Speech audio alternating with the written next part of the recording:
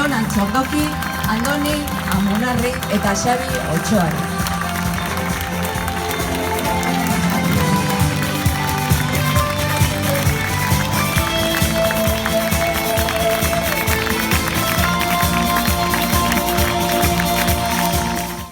Bere bizitza proiektua Usurbilen garatuko du eta herriko alkatetzarako hautagai izateko pausua eman duzu.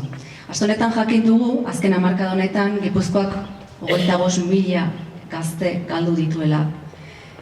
Zuek zure iritziko zu tarte horretan zaude, adin tarte horretan zaude, zure iritziko zein da egin beharreko proposamena gazte guztiek erakartzeko eta ze proposatuko zenuke beraientzako?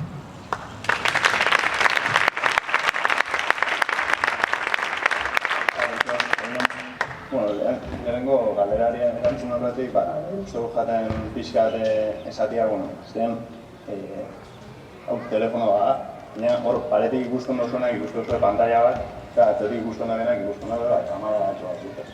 Azten, telefonoa, ikuspuntuaren arabera, berzinuak ezberdeinak daikez. Honekin zer da esan egotena?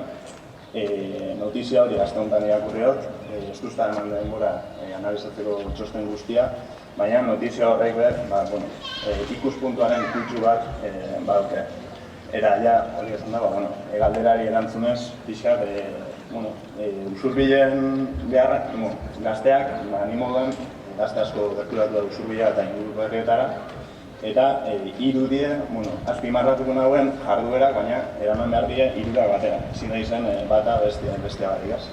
Hiru jarduera horrek izan dugu etxebizitza eskaintza handitzea, eta horretako plan orokorran indugu alegazio batzuk, eta hortan jarraituko gu etxebizitzako luzaiak handitzeko eskaerak eginez.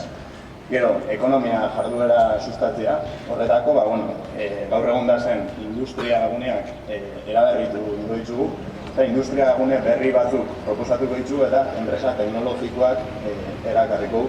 Gai pixka ikusita, inguruko herrietan dagoen luzaien altakin,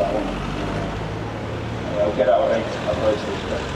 Eta, gero azkenik, herria jendia erakartzeko, herria euskal sari izan dira, berdin salia, kulturalki anitza eta erosua usuduta guztien dago.